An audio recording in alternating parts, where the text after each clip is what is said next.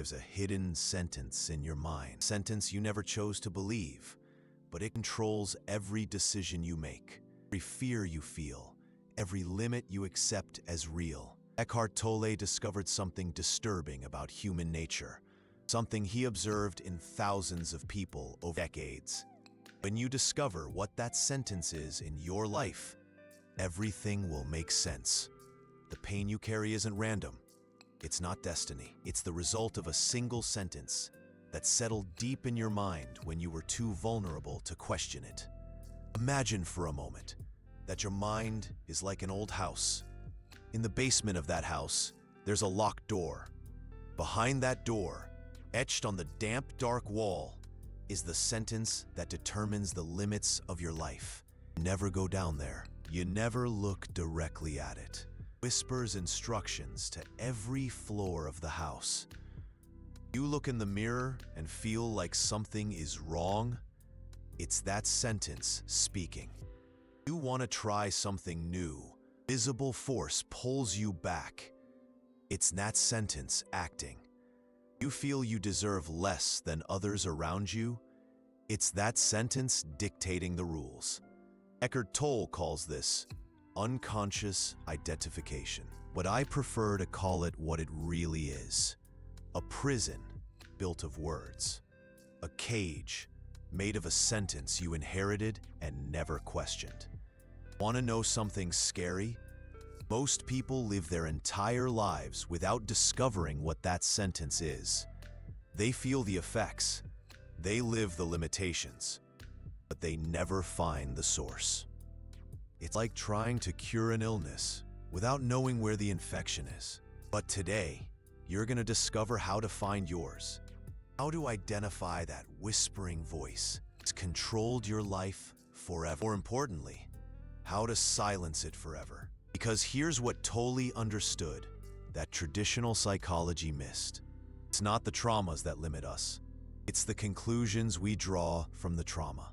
The sentences we create to make sense of what we can't understand.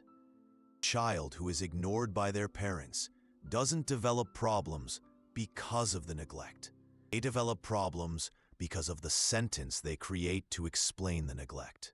I'm not important enough to be loved. That sentence becomes the lens through which they see the world for the rest of their lives. A child who fails at something important and hears harsh criticism. Problem isn't the criticism, it's the conclusion they draw. We're good enough. That sentence buries itself so deep that they don't even realize it's there. But it determines every choice, every relationship, every opportunity they will or won't pursue. Starting to see the pattern? The human mind has a desperate need to create meaning, especially when we're young and the world seems chaotic and incomprehensible. We create these sentences, these explanations, these internal rules that give us the illusion of control. The problem is that once these sentences take root, they become invisible. They no longer appear as thoughts. They become the structure through which all other thoughts pass. Like a filter that colors everything you see, without you realizing the filter is even there. Eckhart Tolle tells the story of a woman who came to him in despair. She was 45 years old, professionally successful, but felt completely empty inside. Every relationship she started ended the same way. She sabotaged herself just when things started to get serious. Weeks, they talked about childhood, about patterns, about fears. Nothing seemed to touch the core of the problem. Until one day, almost by accident, she mentioned something her mother used to say when she was little. A seemingly innocuous sentence that she didn't even consider important. People like us don't deserve to be happy forever. The moment she said it out loud, something changed in the room. It was as if a veil had been removed. She had found the sentence. A sentence that had governed 45 years of her life without her realizing it. Her mother had said it during a difficult period for the family. Moment of venting, probably forgotten by the mother herself the next day. For a 7-year-old child, that sentence became an absolute truth about how the world worked. People like us don't deserve to be happy forever. So every time happiness appeared in her life, a deep part of her mind activated the alarms. Careful, this can't last. People like us don't deserve this. And she unconsciously created situations to confirm the sentence, to maintain the order she knew. That's the terrifying power of these buried sentences. They don't just limit what we believe is possible. They make us act in ways that confirm their own predictions, become self-fulfilling prophecies. Maybe your sentence is different. Maybe it's, I always disappoint the important people in my life. Or security is worth more than happiness. Or I have to work twice as hard as others to be accepted. Each of these sentences creates a different world, a different reality, a prison with invisible walls, but absolutely real walls. But here's what Tolle discovered that can change everything. These sentences only have power as long as they remain invisible. The moment you bring them into the light of consciousness, the moment you see them clearly for what they are, they begin to lose control over you. It's like discovering you've been looking at life through glasses with colored lenses. Once you realize the glasses are there, you can choose to take them off. But as long as you don't know they exist, you think the world really has that color. And this is where it gets interesting. Because Tolle didn't stop there. He discovered something even deeper about these sentences. Something that traditional psychology is only beginning to understand. These sentences aren't just memories of the past. They are living entities in your mind. They have their own agendas, their own self-preservation mechanisms, and they will fight to continue existing, even when you start to question them. Think about it. If you've spent 20, 30, 40 years believing that you're unreliable, the entire structure of your personality has been built around that belief. Your defense mechanisms, your relationship strategies, even your career choices. Everything has been shaped by that sentence. So when you start to question whether it's true, a part of your mind panics. That sentence isn't true. Who am I? How do I navigate the world? How do I protect myself? That's why changing these deep beliefs is so difficult. It's not just a matter of logic, it's a matter of identity. These sentences have become part of who you think you are. Eckhart Tolle found a way to work with this resistance, a method that doesn't fight these sentences, but transforms them from the inside out. And when you understand how this works, you'll have a tool that can literally recreate your reality. First, you need to understand that these sentences exist in layers. The surface sentence is rarely the real sentence. For example, you might be aware that you believe, I need to please everyone. But beneath that sentence, there's a deeper one. If I don't please everyone, I'll be abandoned. And beneath that, perhaps there's, I don't have enough inherent worth to be loved for who I truly am.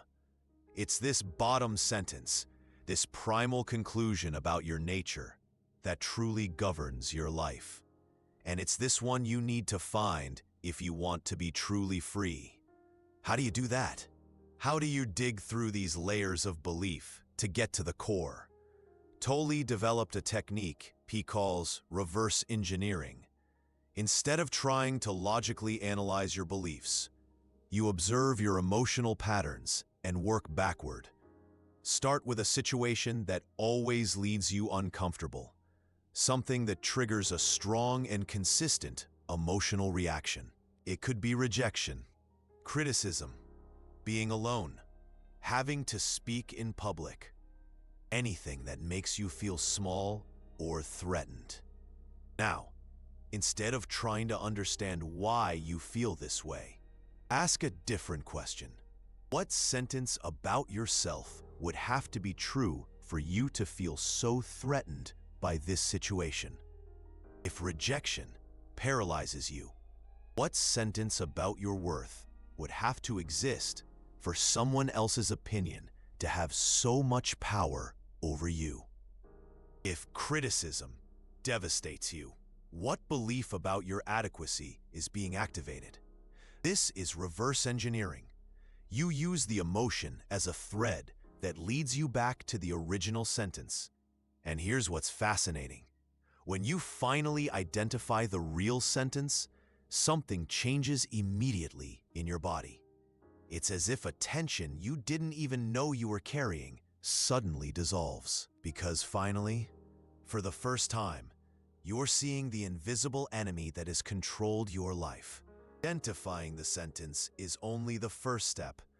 The next step is where the real magic happens. Tolle discovered that you don't need to fight these sentences. You don't need to replace them with positive sentences. You only need to do one very simple but profoundly transformative thing. You need to stop identifying with them. I'll explain what that means. Let me tell you about a man Tolle met during one of his retreats. A man who discovered a sentence that had controlled 50 years of his life, and how he dissolved it in a single afternoon. This man had built a financial empire, multiple companies, hundreds of employees, success by any external measure you could imagine. But inside, he felt like a fraud. As if at any moment, someone would discover that he didn't really know what he was doing. For years, he tried to solve this by working harder, earning more, proving more. But the feeling only intensified. Till, during the retreat, using the reverse engineering technique, he discovered the sentence that had driven his entire life. I am a fraud. 11 years old when his father asked who had broken an expensive vase. Out of fear, he let his younger brother take the blame. That night, as he listened to his brother crying in the next room, a part of his mind concluded, I am a fraud. I let other people pay for what I do. 50 years later, this sentence still commanded every major decision of his life. He worked compulsively, not out of ambition, but to prove he wasn't a fraud. But the more successful he became, the more fraudulent he felt, because deep down, he knew a matter of time before he was discovered. When he identified this sentence during the retreat, something extraordinary happened. Instead of trying to convince himself that he wasn't a fraud, he did something different. He simply observed the sentence. He saw it for what it really was, a conclusion that an 11-year-old had drawn during a moment of fear and confusion, a desperate attempt to make sense of a situation he couldn't understand, an emotional survival mechanism that had become an existential prison. The moment he saw this clearly, the sentence lost all power over him, not because he replaced it with a better sentence, but because he finally understood that it had never been a truth about who he was. Just a thought. Thought he had carried for so long that he had forgotten it was just a thought. This is the discovery that changed everything for Tolle. The realization that we are not our thoughts. We are not our beliefs. We are the consciousness that observes thoughts and beliefs. And once you understand this viscerally, not just intellectually, understanding, your entire relationship with suffering transforms. But let me show you exactly how this works in practice. Because understanding this conceptually is one thing. Experiencing it in your own life is completely different. First, you need to understand that there's a fundamental difference between having a thought and identifying with a thought. When you have a thought like, I am a failure, you can observe it, question it, even disagree with it. When you identify with the thought, you become the thought. There's no separation between you and the idea. It's like the difference between watching a movie and believing you are the main character. When you're watching the movie, you might get emotionally involved in the story, but you know it's fiction. When you believe you are the character, every danger on screen becomes a real threat to your existence. Sentences we discover buried in our minds work the same way. They are not absolute truths about who we are. They are merely mental scripts that we have inherited and internalized. Tolle discovered that the process of de-identification doesn't require years of therapy or deep analysis of the past. It can happen in a moment, in a single instant of clarity, where you see the difference between who you really are and the mental patterns you've been carrying. But this moment of clarity rarely happens by accident. It requires a specific approach, a particular way of looking inward that most people never learn. I'm going to teach you this approach now, but I need to warn you about one thing. Once you see the truth about these sentences, once you experience the freedom of not identifying with them, you can no longer pretend you don't know. Life will demand that you live from this new place of awareness, and that can be both liberating and a technique Eckhart Tolle developed. He calls the inner witness.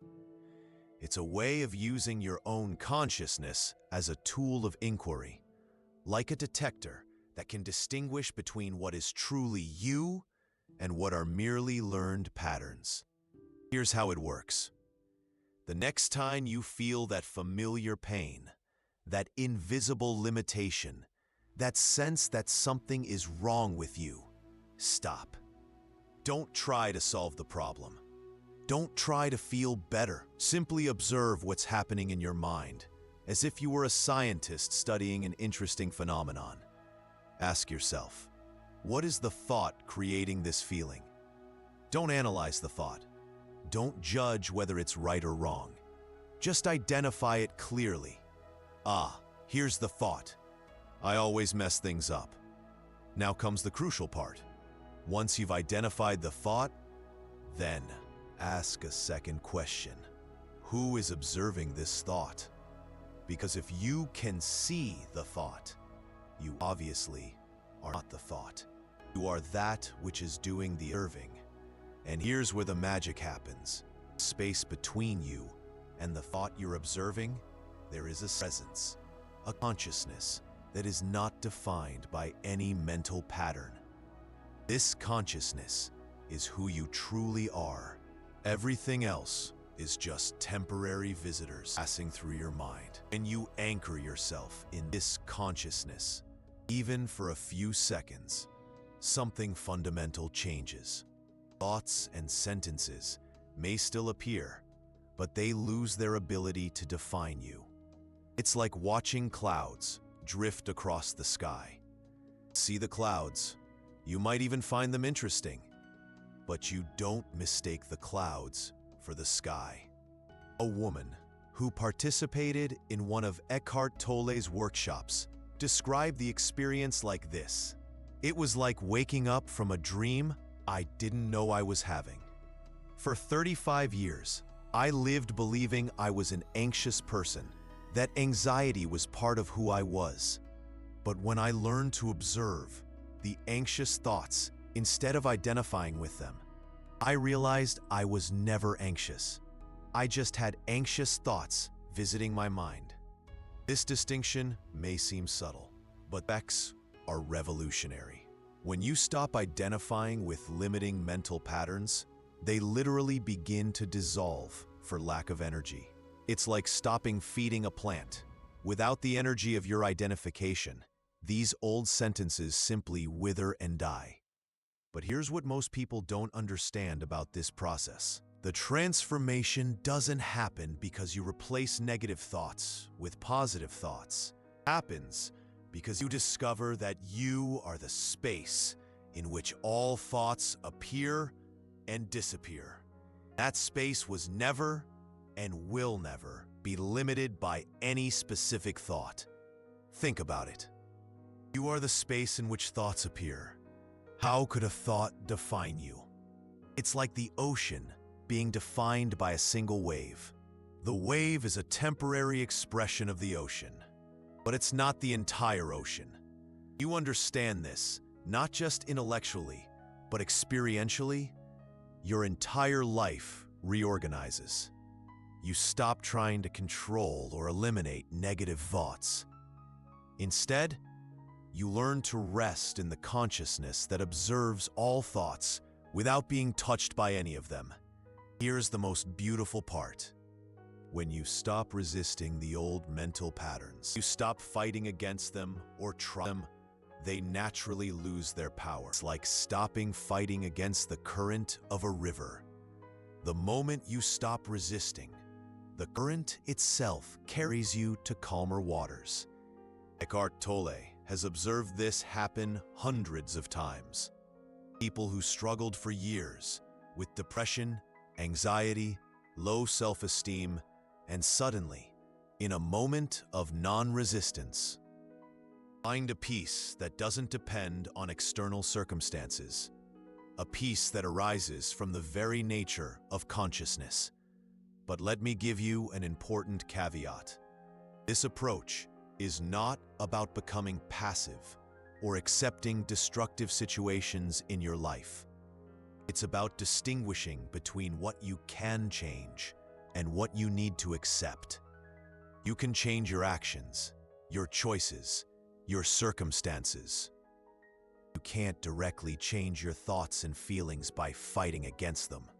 In fact, when you stop wasting energy fighting against internal mental patterns, you have much more energy available to create real changes in your external life. It's like stopping fighting with your own shadow so you can walk towards the light. Now, you might be wondering, this all sounds wonderful in theory, but how do I apply it in my real life? How do I deal with concrete situations where these limiting sentences are activated? I'll give you a practical example. Imagine you're in a work meeting and someone criticizes one of your ideas. Immediately, a familiar sentence arises in your mind. I never have anything interesting to contribute. This sentence brings with it a whole cascade of emotions. Shame, insecurity, the desire to hide. The traditional approach would be to try to convince yourself that the sentence isn't true. No, I do have good ideas. Remember that time that... But this strategy rarely works because you're trying to use the mind to fight against the mind itself. Eckhart Tolle's approach is completely different. Instead of fighting against the sentence, you acknowledge it. Ah, there's that familiar thought again. Instead of trying to change it, you simply observe how it affects your body, your emotions, your energy. And then you ask the crucial question, who is observing this thought? In that moment of questioning, you remember that there's a part of you that is beyond any specific thought, a part that can observe without being affected. From this expanded perspective, you can respond to the situation in a completely new way, not reacting from the limiting sentence, but acting from the consciousness that is observing the sentence. This shift in perspective changes everything. Instead of retracting or defending yourself, you can simply listen to the feedback with curiosity. Instead of confirming the limiting sentence through your behavior, you can respond in a way that expresses who you truly are, not the patterns you carry. Here's what's fascinating. When you act from this expanded awareness, you often discover that situations which used to confirm your limiting sentences begin to unfold in a completely different way.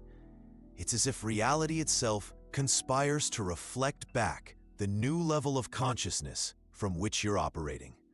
This isn't magical thinking. It's a natural consequence of the fact that our perceptions and actions shape our experience. When you stop looking for evidence to confirm your limitations, to notice possibilities that were always there, but invisible through the lens of your old beliefs. One of Eckhart Tolle's students described it this way: "It was as if I'd spent my whole life looking for proof that I wasn't worthy of love. I always found that proof. That's what I was looking for. Stopped looking for evidence of my unworthiness.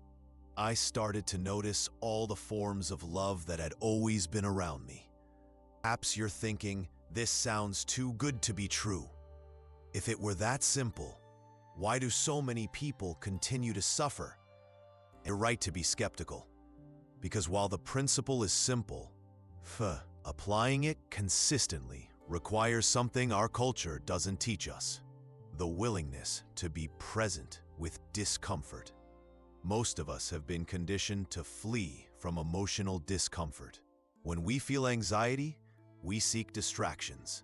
When we feel sadness, we try to cheer ourselves up. When we feel anger, we try to calm ourselves down. But all these strategies operate from the premise that there's something wrong with what we're feeling. Eckhart Tolle's approach is radically different. He suggests that emotional discomfort isn't a problem to be solved, but a portal to be traversed, an invitation to discover the consciousness that lies beyond any temporary experience. But traversing this portal requires courage, the courage to feel completely what is present without trying to immediately change it, the courage to question truths you've never questioned, courage to discover who you are when you're not defining yourself through familiar patterns. Here's the most challenging part. You begin to disidentify from these old sentences. A part of you might not that limited and wounded person. Who are you? Your story doesn't define you. What does? This is the crossing that every spiritual seeker must make. The moment you let go of the limited identity without yet being fully established in the new consciousness, it's like jumping off a cliff, trusting that there are wings you haven't yet discovered. But here's the promise that Eckhart Tolle makes. It's a promise he can make because he himself made this crossing. On the other side of disidentification, there is no emptiness, no loss of identity. There is the discovery of who you always were beneath a presence, a consciousness, a peace that doesn't depend on circumstances, love that requires no reasons, strength that doesn't need to prove itself. This is your true nature. Everything else was just temporary stories you told yourself. And you live from this true nature, life becomes an experience. Not because the challenges disappear, but because you have an unshakable inner place from which to navigate any challenge. Sentences that once imprisoned you become simply echoes of a past that no longer has power over your present. You discover that the freedom you always sought outside was always available in the only place that truly matters, inside you. Not as something you need to conquer or deserve, but as something you always were, just waiting to be recognized. This is the truth Eckhart Tolle discovered when his own life transformed from an experience of constant suffering to an existence of presence and peace. A truth so simple, it can be missed, but so powerful, it can literally recreate your reality. A sentence that imprisoned you only had power because you didn't know it was there. Now that you know how to find it, how to observe it, how to disidentify from it, you have the key to a freedom that no one can take from you. Because in the end, you are not the story your mind tells about you. You are the one who listens to the story. And that difference makes all the difference.